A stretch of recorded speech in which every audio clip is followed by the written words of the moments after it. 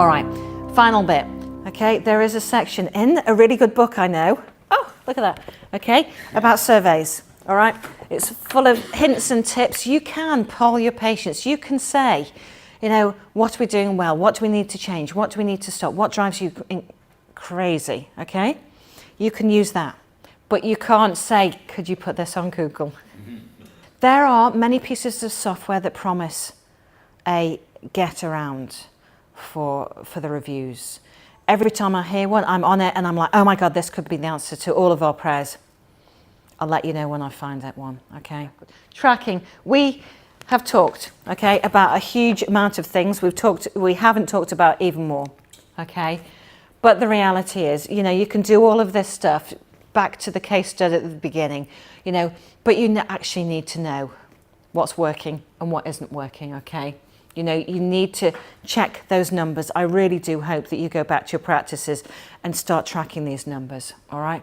You need to assess what you're saying, you know, whether your marketing messages are still aligned with your practice, you know, still competitive against your competitors.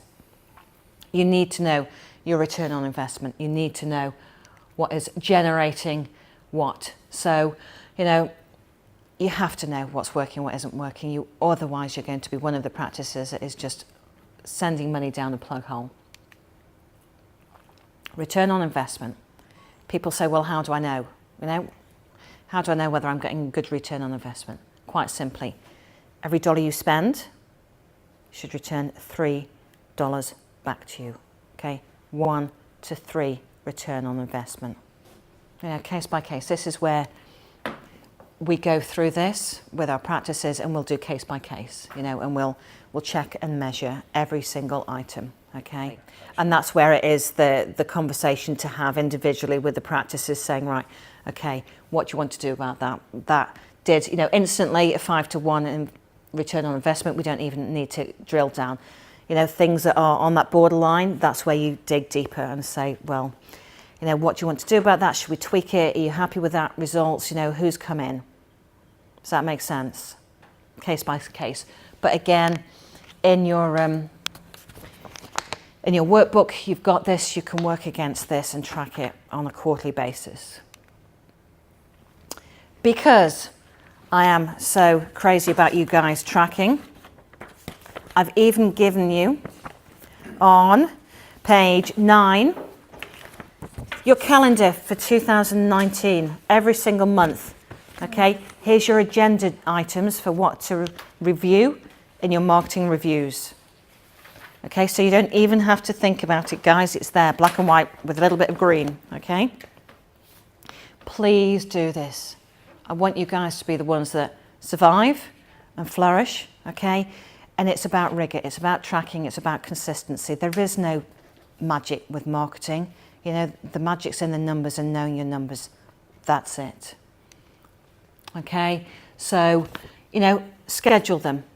Get your 2019 dates in, you know, schedule them, track your return on investment, you know, track your tracking, make sure you're tracking, you know, and then reassess what's happening. Be smart about it. Don't waste your money. Okay, so use this. And then again, you know, looking at your goals again. Are they still accurate, you know? 6 months down, is that really what you want to achieve, or do you need to increase that or decrease that? You know, how's your budget going? Do you need to increase or reduce your marketing budget? You've got something to assess it against. The messages, you know, are you still talking the right way? Is it still aligned with where you want to take the practice? And are you still consistent?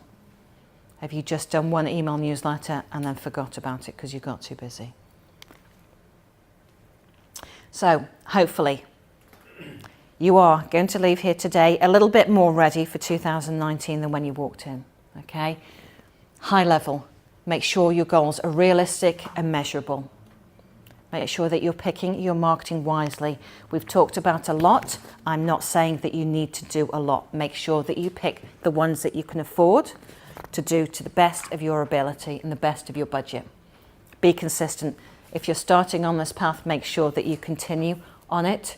You know, think about the foundations. Get your foundations in place first. Think about your internal remember you're external, okay?